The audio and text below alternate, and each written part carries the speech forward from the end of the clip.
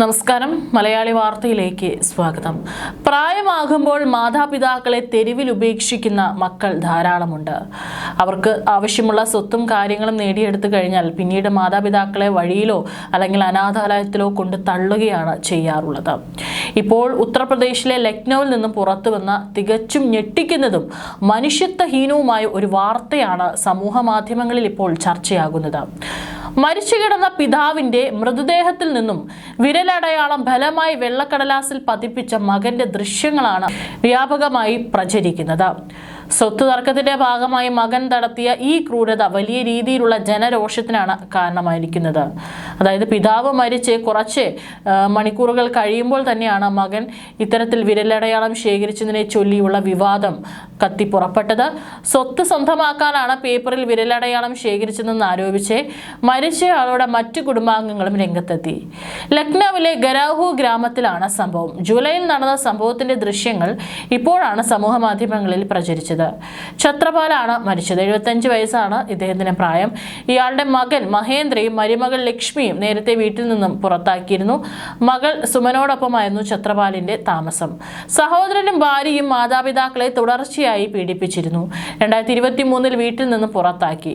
തുടർന്ന് മാതാപിതാക്കൾ ബന്ധുവീട്ടിലാണ് താമസിച്ചത്. 2024 തന്റെ വീട്ടിലേക്ക് താമസം മാറി എന്നാണ് സുമൻ പറഞ്ഞിരിക്കുന്നത്. ഛത്രപാൽ തന്റെ ഭൂമി ഓരോ മക്കൾക്കും ഭാഗം വെച്ച് നൽകിയിരുന്നതായും കുടുംബാംഗങ്ങൾ പറയുന്നു.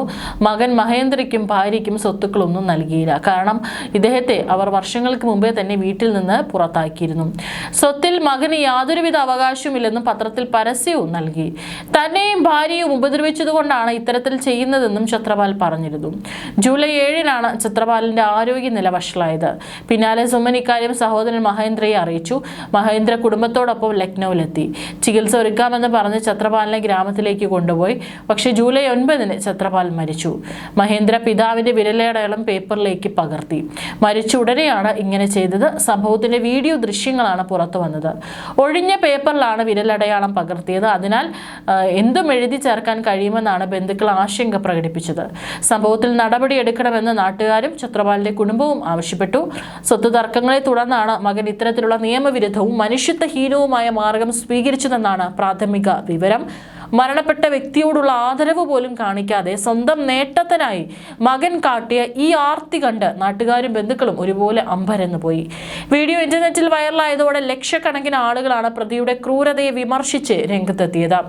സമൂഹ മാധ്യമങ്ങളിൽ വ്യാപകമായി പ്രചരിച്ച ദൃശ്യങ്ങളുടെ അടിസ്ഥാനത്തിൽ പോലീസ് സംഭവത്തിൽ കർശന അന്വേഷണം ആരംഭിച്ചിട്ടുണ്ട്. മരിച്ച ആളുടെ വിരലടയാളം ഫലമായി എടുത്തതിനെ കുറിച്ചും ഇതിന് പിന്നിലെ സ്വത്ത് തർക്കങ്ങളെ കുറിച്ചും പോലീസ് വിശദമായി പരിശോധിച്ചു വരികയാണ്. കുറ്റകൃത്യത്തിൽ പങ്കാളിയായവർക്കെതിരെ ശക്തമായ നിയമ നടപടി സ്വീകരിക്കുമെന്നും അധികൃതർ വ്യക്തമാക്കിയിട്ടുണ്ട്.